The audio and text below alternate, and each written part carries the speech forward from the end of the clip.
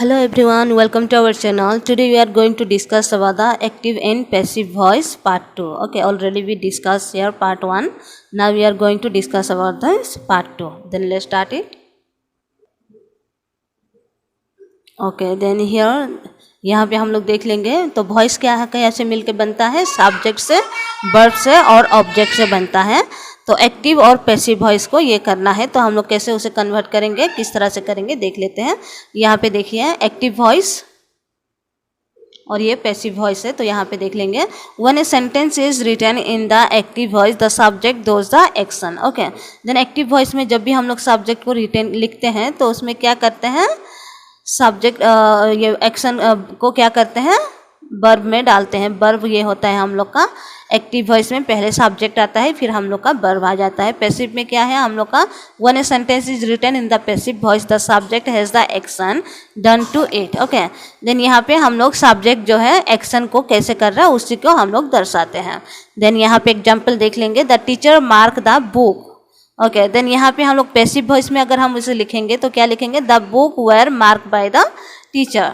तो इसे हम पास्ट टेंस करके लिखेंगे। जब भी हम लोग पैसिव वॉइस को लिखते हैं देन वो पास्ट टेंस में आएगा, उसे हम लोग याद रखना है। Then teacher mark the books, तो यहाँ पे हम लोग लिखेंगे the books mark were mark by the teacher. Then Jack chase the bus was chase by Jack. Then active voice में हम लोग का the children are baking a cake. Then a cake, यहाँ पे देख लेते हैं, a cake is being baked by the children. Then active में हम लोग का है Alice slammed on the brakes. Then passive में हम लोग का क्या होगा, the brakes were slammed on by allies. Okay, then इस तरह से हम लोग क्या करेंगे, पहले ये करेंगे वर्क को डालेंगे, फिर ये करेंगे जो भी काम हो रहा है उसको पहले डाल के हम लोग करेंगे पैसिव में। तो एक्टिव में और पैसिव में हम लोग किस तरह से कर सकते हैं वो यहाँ पे देखेंगे। Then can you fill in the blanks in the table below, तो यहाँ पे हम लोग कैसे करेंगे, यहाँ पे दिया हुआ है तो आप लोग इसे ये स्क्रीनशॉट ले लीजिए या फिर ये करके देखिए, खुद से करके देखिए, तो आप लोग को ईजी हो जाएगा समझने के लिए कि किस तरह से करना है। ओके, देन यहाँ पे हम लोग का आ जाएंगे when to use active and passive voice, कब हमें एक्टिव और पैसिव वॉइस को यूज करना चाहिए उसके बारे में थोड़ा देखेंगे। Using the active voice conveys a strong clear tone and the passive voice is subtler and weaker. तो एक्टिव वॉइस मीन्स हम लोग जब भी ये करते हैं तो हम लोग का क्या है, एकदम क्लियर रहता है टोन और हम लोग का एकदम स्ट्रॉन्ग रहता है। लेकिन जब हम पैसिव वॉइस में उसे यूज करते हैं तो क्या है, वो वीक रहता है और सब्टल रहता है कि वो कंफर्म है या नहीं है, इस तरह का रहता है। Then here some goods advice done, don't use the passive voice just because you think it sound a bit fancier than the active voice. Then हम लोग ज़्यादा से ज़्यादा क्या है, जब भी हम किसी से ये करते हैं, बात करते हैं, जब लिखते समय हम क्या है ज़्यादातर हम पैसिव वॉइस को यूज करते हैं, बट जो भी हम लोग काम ये सब करते हैं, बात करना या कोई भी चीज़ ये करना, तो हम लोग एक्टिव वॉइस से यूज करते हैं ज़्यादातर। That's it, there are times the passive voice is useful and call for. Then ये क्या है, पैसिव वॉइस हम लोग के लिए खाली एक यूजफुल ऐसे हैं जो हम लोग लिखने के लिए ये सब में यूज करते हैं, बट जब भी हम लोग बात करते हैं या कभी भी ये होता है तो उस समय हम ये पैसिव वॉइस को यूज नहीं करते हैं। Then the square was chased by the dog. For example, that sentence construction would be helpful if the squirrel were the focus on your writing and not the dog. Okay. Then यहाँ पे क्या है, जब भी हम ये passive voice में इसे देखते हैं ये वाला सेंटेंस को, तो हम लोग का क्या है, सेंटेंस कंस्ट्रक्शन में ये हेल्पफुल रहता है कि स्क्वायरल क्या कर रहे हैं हम उसे समझ में आता है, और उसका दूसरा ये नहीं है। लेकिन पैसिव वॉइस में क्या है, हम डॉग को इम्पोर्टेंट देते हैं, एक्टिव वॉइस में हम डॉग को इम्पोर्टेंट देते हैं।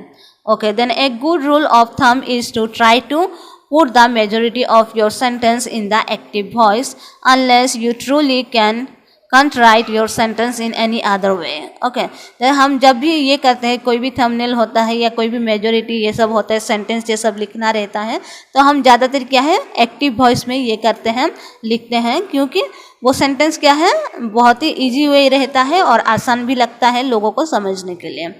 Then how to change a sentence in passive to active, तो पैसिव वॉइस में अगर कोई भी सेंटेंस है तो हम उसे किस तरह से एक्टिव वॉइस में चेंज करेंगे उसके बारे में थोड़ा देख लेंगे। ओके देन ये स्टार्ट करने से पहले मैं आप लोगों को फिर से एक बार कहना चाहती हूँ कि ये क्या है, स्टूडेंट के लिए भी और जो भी गवर्नमेंट जॉब के लिए अप्लाई कर रहे हैं उन लोगों के लिए भी बहुत ही इंपॉर्टेंट हो जाता है, क्योंकि हर एक एग्जाम में क्या है, ग्रामर इंपॉर्टेंट है, इंग्लिश ग्रामर। और स्टूडेंट के लिए तो ये बहुत ही इंपॉर्टेंट होता है, इंग्लिश ये में, लिटरेचर में और ग्रामर में भी। तो आप लोग ज़्यादा से ज़्यादा शेयर कीजिए ताकि आपका रिलेटिव या फिर आपके पड़ोसी कोई भी ये हो तो वो लोग के पास ये पहुंच पाए और वो लोग का हेल्प हो सके। तो आप लोग ज़्यादा से ज़्यादा शेयर कीजिए। तो चलिए शुरू करते हैं। Here is a example of business communication that could be strengthened by abandoning the passive voice. Okay then यहाँ पे है example, an error has occurred with your account but the attempt was made to remedies. The sentence is not incorrect but it does sound a bit stiff and dishonest. Okay then यहाँ पे sentence क्या है, incorrect है, लेकिन not incorrect, ये incorrect नहीं है, लेकिन जब सुनने के लिए ऐसा लगता है जैसे ये इनकरेक्ट हो सकता है, क्योंकि इसमें क्या है, हम लोग का पैसिव वॉइस से ये किया गया है, इसलिए ये इनकरेक्ट जैसे सुनने को आता है। लेकिन अगर हम उसे एक्टिव वॉइस में लिखेंगे तो कैसे लिखेंगे, we made an error with your account but we have made every attempt to remedy it. तो ये क्या है, हम लोग को एकदम से लगता है कि ये करेक्ट है, वो भी करेक्ट है, लेकिन ये भी करेक्ट है, बट वो क्या है, हम लोग का पैसिव वॉइस था, इससे हमें ऐसे सुनने के लिए लग रहा था कि मे बी ये इनकरेक्ट हो सकता है। लेकिन जब हम एक्टिव वॉइस में उसे ये करेंगे, ट्रांसफ़र करेंगे, तो ये क्या है, हम लोग के लिए ईजी होता है, समझने के लिए भी ईजी होता है। तो ये हमें ऐसे लगता है जैसे ये हम लोग का करेक्ट वर्ड है और सेंटेंस है। Then if there are any question I can be reach at the number below. Here a trip. Okay then what to remember to change the sentence from passive voice into active voice. Identify the subject. तो हमें क्या change करना चाहिए, जो passive voice से active voice में change होगा, और सब्जेक्ट कैसे ये करेंगे उसको हम लोग आइडेंटिफाई करेंगे। यहाँ पे the structure of this sentence is weak because it don't identify the subject in their clause. यहाँ पे क्या है, पैसिव वॉइस में हम लोग का जो भी सब्जेक्ट रहता है वो बहुत ही वीक रहता है, क्योंकि वो क्लियरली आइडेंटिफाई नहीं होता है। Then let's unveils them who might have question to ask, the person being address, you who will be doing the reaching, it is still the communication recipient. Okay then यहाँ पे क्या है, हम लोग का सिर्फ कम्युनिकेशन का बारे में यहाँ पे दिया हुआ है।